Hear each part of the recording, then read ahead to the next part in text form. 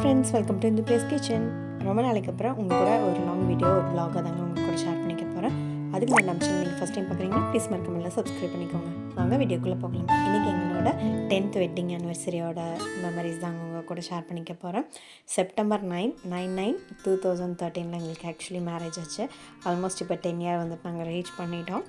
So நிறைய பேர் வந்துட்டு விஷ் பண்ணியிருந்தாங்க. விஷ் பண்ண எல்லாருக்கும் வந்துட்டு friends and families and neighbours எல்லாத்துக்குமே வந்துட்டு தேங்க்யூ ஸோ மச். வேர்ட்ஸே இல்லை, அந்தளவுக்கு ரொம்ப ஸ்வீட் மெமரிஸாக இருந்துச்சு. எங்கள் டேவை வந்து இன்னும் வந்துட்டு ஸ்பெஷல் ஆக்குனீங்க. நிறைய ஃபோட்டோஸ் இதெல்லாமே பார்த்திங்கன்னா ஸ்டேட்டஸ் வைக்கிறதுக்கு இதெல்லாமே வந்துட்டு நானும் வந்துட்டு ப்ரிப்பேர் பண்ணியிருந்தேன். அதோட வீடியோஸ் தான் நான் உங்கள் கூட ஷேர் பண்ணியிருக்கேன். எப்படி இந்த 10 இயர்ஸ் வந்துட்டு இவ்வளோ சீக்கிரம் போச்சுன்னு எங்களுக்கு தெரியலைங்க. அவ்வளோ மெமரிஸ், அவ்வளோ சண்டை, நிறைய ஹாப்பினஸ், நிறைய ஸ்டோரிஸ், லாங் ட்ராவல், இது மாதிரி ஏகப்பட்ட ஸ்டோரிஸ் வந்துட்டு எங்களுக்குள்ளே இருக்குது. ஸோ இந்த இயரும் வந்து பார்த்திங்கன்னா மார்னிங்கே வந்துட்டு இன்றைக்கி இந்த இயர் வந்து மகிழுக்கு ஸ்கூல் இருந்தது. ஸோ லீவ் டேஸ் இல்லாதங்காட்டி சிம்பிளாகவே வந்து நாங்கள் முடிச்சு பிளான் பண்ணிக்கிட்டோம்.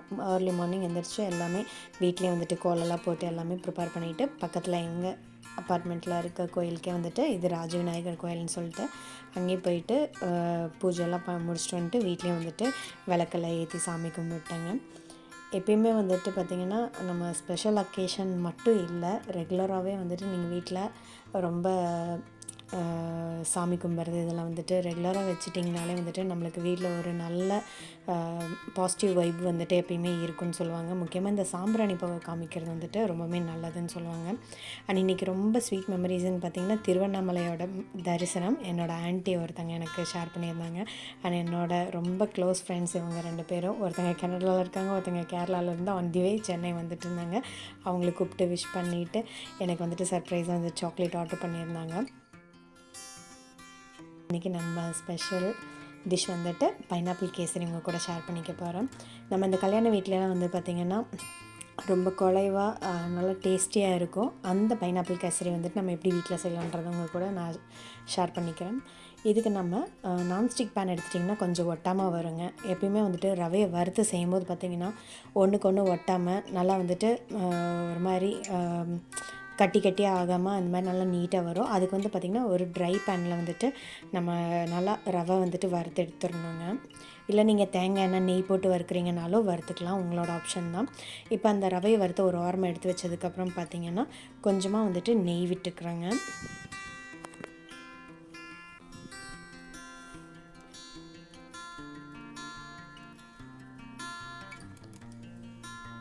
ஸோ நெய் விட்டதுக்கப்புறம் பார்த்திங்கன்னா ஒரு கப் அளவுக்கு வந்துட்டு ரவை எடுத்து வச்சுருக்கேன். நான் ஃபஸ்ட்டு காமிச்சது வந்துட்டு ஆப்ஷன் தான். நீங்கள் வெறும் பேனில் வந்துட்டு வறுக்கிறதா இருந்தாலும் வறுத்துக்கலாம். நான் இன்றைக்கி வந்துட்டு நம்ம ஸ்பெஷல் மூமெண்ட்டுக்காக செய்ய போகிறோம். ஸோ வந்துட்டு நெய்யெல்லாம் சேர்த்து செஞ்சால் இன்னும் வந்துட்டு ஆரம்ப ஸ்மெல் சூப்பராக இருக்கும் இல்லையா? அதுக்காக வந்துட்டு ரெண்டுமே நான் வந்துட்டு செஞ்சு காமிச்சோம், அவ்வளோதான். ஸோ நெய் ஒரு டேபிள் ஸ்பூன் அளவுக்கு விட்டுட்டு தேவையான அளவுக்கு ஒரு கப் அளவு நான் ரவை எடுத்திருக்கேன். நல்லா வந்துட்டு அந்த ஒரு ஸ்மெல் வந்து நம்மளுக்கு தெரியுங்க. அந்த அளவுக்கு வந்து பார்த்திங்கன்னா நீட்டாக வறுத்து எடுத்துக்கலாம். மீடியமான ஃப்ளேம்லேயே தான் வந்துட்டு இது வறுக்கணும். இதை நம்ம ஸ்வீட் ரெசிபியை மேக்ஸிமம் பொறுத்த வரைக்கும் பார்த்திங்கன்னா எந்த அளவுக்கு நம்ம பொறுமையாக வந்துட்டு செய்கிறோமோ அந்தளவுக்கு வந்துட்டு டேஸ்ட் வந்துட்டு சூப்பராக இருக்கும். ஸோ இப்போ ரவை நல்லா வறுத்ததுக்கப்புறம் பார்த்திங்கன்னா ஒரு கப்பு ரவைக்கு வந்து பார்த்திங்கன்னா 3 கப்பு தண்ணி வந்துட்டு நான் விடணும். 3 கப்பில் இருந்து 4 கப் வரைக்கும் விட்டோம்னா நல்லா குலைவாக வருங்க. நான் இன்றைக்கி தண்ணி வந்துட்டு 3 கப் அளவுக்கு வந்துட்டு ஆட் பண்ணிக்கிறேன். இதில் வந்து இன்னொரு ஸ்பெஷல் ஒரு கப்பை வந்துட்டு நம்ம ஆட் பண்ணோம். அதுக்காக தண்ணி மட்டும் ஒரு 3 கப் அளவு வந்துட்டு ஆட் பண்ணிக்கோங்க. நிறைய பேர் தண்ணி கொதிக்க வச்சு அதில் ரவை வறுத்து கொட்டுவாங்க. அதை விட இந்த மாதிரி செஞ்சு பார்த்திங்கன்னா ரவை நல்லாவே வந்துட்டு வெந்துருங்க, உள்ள சூப்பராக இருக்கும்.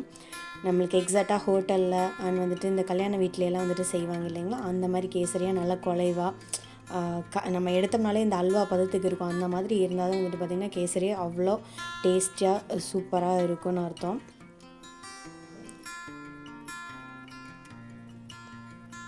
இப்போ நம்ம நெய்யில் வறுத்தங்காட்டி பார்த்திங்கன்னா நம்ம அந்த தண்ணியில் அந்த ரவையோட பால் வந்துட்டு வெளியே வருது பாருங்கள்.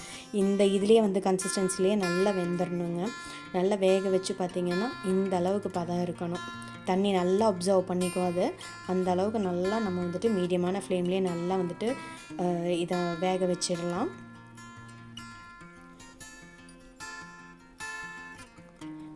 நான்ஸ்டிக் பேனில் பொறுத்த வரைக்கும் செஞ்சோம்னா கொஞ்சம் ஒட்டாமல் வருங்க, அவ்வளோதான். மற்றபடி நீங்கள் எந்த பேனில் வேணாலும் வந்துட்டு செய்யலாம்.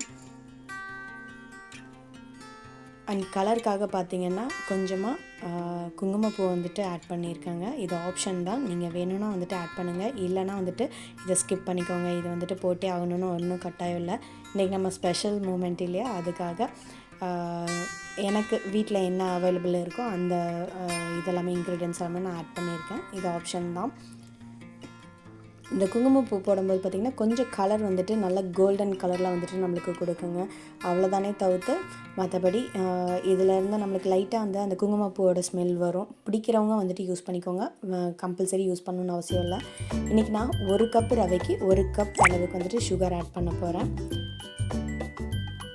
உங்கள் ஸ்வீட் கன்சிஸ்டன்சிக்கு தகுந்த மாதிரி நீங்களும் வந்துட்டு ஆட் பண்ணிக்கோங்க.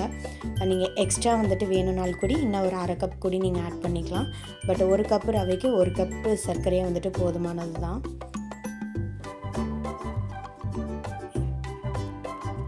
ஸோ நம்ம கொஞ்சம் கொஞ்சமாக போட்டு நல்லா வந்துட்டு அதை கிண்டி விட்டுக்கலாம்.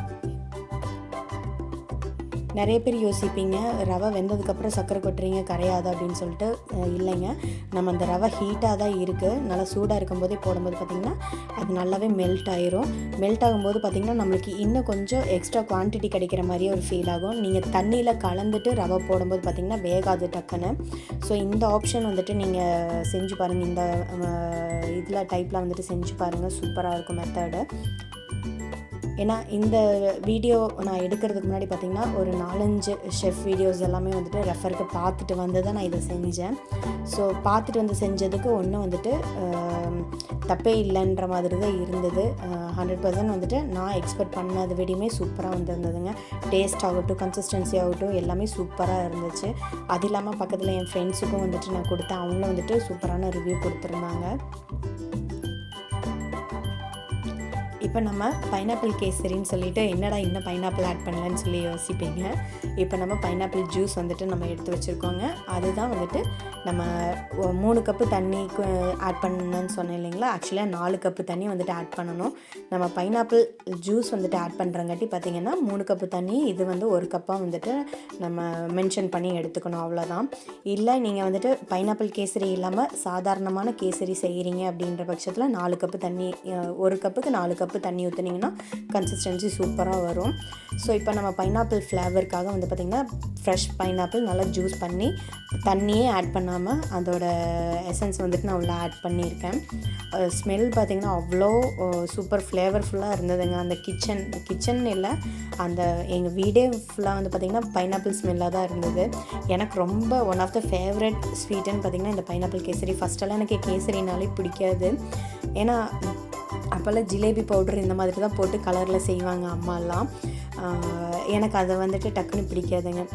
கொஞ்சம் பெரிய பொண்ணானதுக்கப்புறம்லாம் பார்த்திங்கன்னா நம்ம டிஷ் ஏதாவது வெளியே போயிட்டு ஏதாவது லன்ச் இதெல்லாம் சாப்பிடும்போது பார்த்திங்கன்னா சின்ன ஒரு ஸ்பூன் அளவுக்கு வைப்பாங்க, அப்படி சாப்பிட்டு பழகினது தான். அது இல்லாமல் பைனாப்பிள் கேசரி வந்து பார்த்திங்கன்னா சூப்பர் ஃப்ளேவர்ஃபுல்லாக டேஸ்ட்டாக இருக்கும். வாயில் போட்டதுமே அவ்வளோ மெல்ட் ஆகும். அந்த அளவுக்கு எனக்கு ரொம்ப பிடிச்சி போய் தான் நானே வந்துட்டு இது கம்பல்சரி நம்ம பண்ணி ஆகணும் ஒரு நாள் அப்படிங்கிறதுக்காகவே நான் வந்துட்டு இந்த ரெசிபி செஞ்சேன்.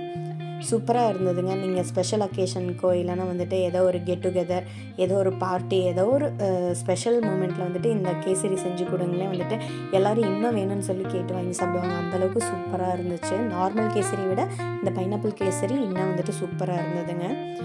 இப்போ நம்ம சைட்லேயே பார்த்திங்கன்னா முந்திரி திராட்சை வந்துட்டு வறுத்து கொட்டிக்கலாம். அதுக்காக இன்னொரு பேன் வந்துட்டு நான் வச்சுருக்கேன். இங்கே வந்துட்டு நம்ம மீடியமான ஃப்ளேம்லேயே பார்த்திங்கன்னா என்னோடய அடுப்பு நல்லா நோட்டீஸ் பண்ணி பாருங்கள், அடுப்பு வந்துட்டு எப்பயுமே மீடியமான ஃப்ளேமில் தான் இருக்கும். அப்படின்னா தான் வந்துட்டு ஸ்வீட் வந்துட்டு நல்லா வந்துட்டு நம்மளுக்கு கன்சிஸ்டன்சி கரெக்டாக இருக்கும். இன்னொன்று வந்துட்டு அடி பிடிக்காது. என்ன தான் நம்ம நான்ஸ்டிக் பேனில் யூஸ் பண்ணாலும் அடி பிடிக்காமல் இருக்கிறதுக்காக மீடியமான ஃப்ளேம் தான் நம்ம யூஸ் பண்ணிக்கணும். இப்போ தேவையான அளவுக்கு ஒரு டீஸ்பூன் அளவுக்கு நெய் யூஸ் பண்ணிவிட்டு அதில் கொஞ்சமாக முந்திரி வந்துட்டு போட்டு நல்லா கோல்டன் ப்ரௌன் கலர் வர அளவுக்கு வந்துட்டு வறுத்து எடுத்துக்கலாங்க. முந்திரியுமே வறுக்கும்போது பார்த்திங்கன்னா மீடியமான ஃப்ளேமில் நீங்கள் வறுத்திங்கன்னா இன்னும் நல்லா கோல்டன் ப்ரௌன் கலரில் சூப்பராக அந்த ஸ்மெல் வந்து பார்த்திங்கன்னா சூப்பராக இருக்கும், நல்லா க்ரன்ச்சியாக இருக்கும். ஸோ நம்மளுக்கு டக்குன்னு வேலை முடியணுங்கிறதுக்காக வந்துட்டு ஹை ஃப்ளேமில் வச்சு எந்த ஃபுட்டுமே வந்துட்டு ப்ரிப்பேர் பண்ணாதீங்க. நம்ம வீட்டில் செய்கிறதுக்கும் வெளியே வந்துட்டு ஹோட்டலில் செய்கிறதுக்கும் டிஃப்ரென்ஸ் பார்த்திங்கன்னா, அவங்க அந்த கரெக்டான மெத்தட் வந்து யூஸ் பண்ணுவாங்க. எந்த அளவுக்கு ஃப்ளேமில் நான் பர்னர் வந்து யூஸ் பண்ணணுன்ற அந்த குக்கிங் இதெல்லாமே பார்த்திங்கன்னா, ஒரு சில டிப்ஸ் வந்துட்டு அவங்க யூஸ் பண்ணுவாங்க. செஃப் ஆகட்டும், சில சமையல் கேட்ரிங்கில் இருக்கவங்க எல்லாமே பார்த்திங்கன்னா, அந்த மாதிரி மெத்தட் வந்துட்டு முக்கியமாக அது வந்துட்டு ஃபாலோ பண்ணுவாங்க. அதுதான் ரீசனு. இப்போ நம்ம கோல்டன் ப்ரௌன் கலர் ஆனதுக்கப்புறம் பார்த்திங்கன்னா, முந்திரி பருப்பு உள்ள கொட்டிட்டோம். இப்போ அதே நெய்யில் வந்து பார்த்திங்கன்னா, நம்ம திராட்சை வந்துட்டு கொஞ்சமாக ஆட் பண்ணிக்கலாம்.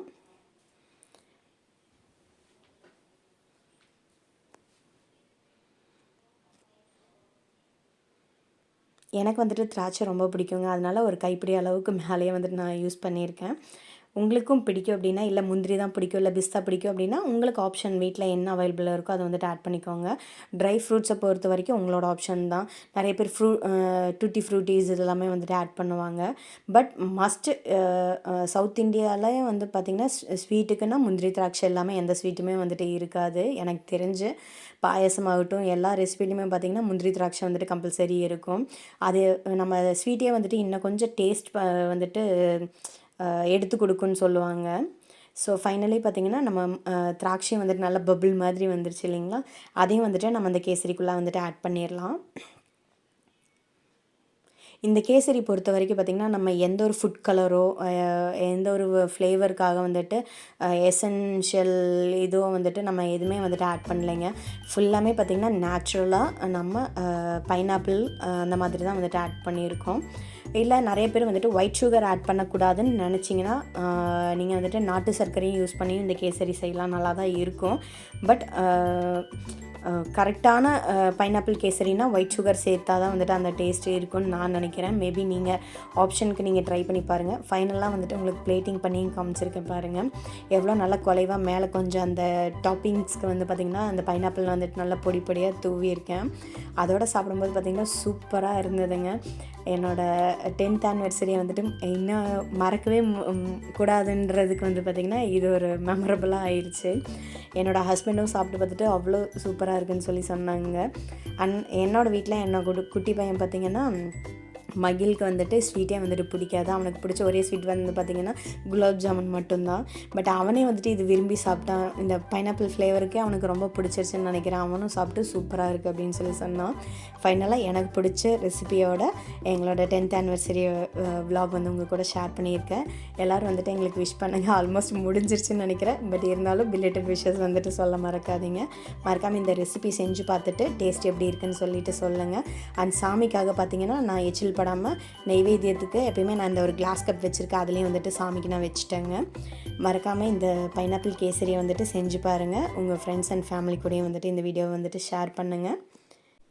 அண்ட் இந்த ரெசிபீஸ் எல்லாம் வந்துட்டு உங்களுக்கு பிடிச்சிருக்கான்னு சொல்லிவிட்டு மறக்காமல் கமெண்ட்டில் சொல்லுங்கள். இனி எந்த மாதிரி வீடியோஸ் எல்லாம் போடலாம் அப்படின்ற ஒரு ஐடியாவும் வந்துட்டு ஒரு ஃப்ரெண்டாவோ எல்லாம் வந்துட்டு உங்களோட தாட் வந்துட்டு எதாக இருந்தாலும் வந்துட்டு மறக்காமல் கமெண்ட் பாக்ஸில் சொல்ல மறக்காதீங்க.